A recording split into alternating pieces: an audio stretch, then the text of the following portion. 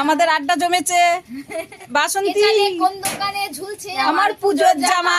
আমি সেদিন আসছি ওখান থেকে আমার কোন দোকানে ঝুলছে আমার পুজোর জামা। আর বাসন্তী গাড়িগঞ্জে আসছি, একাই গান করে করে আসছি। আর বাসন্তী যাবে না জল আনতে ঢেকিতে? কোথায় জল আনতে যাবি? দোকানে ঝুলছে আমার পুজোর জামা।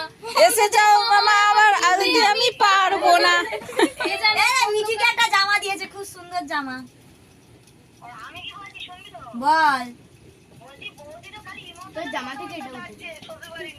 আমি ঠিক আছে পোছা কি দেখেছিস তো পুরো হাড়ে টক বসিয়ে দেবো। কি হয়েছে মানে আমাকে? আরে বাসি না টক। কি হয়েছে? আমার আমি বলি তোর জামা থেকে এটা উঠেছে বলে মারবো জানিস তো? এদের নিও না। কে মারবে? তা মারতেই পারে।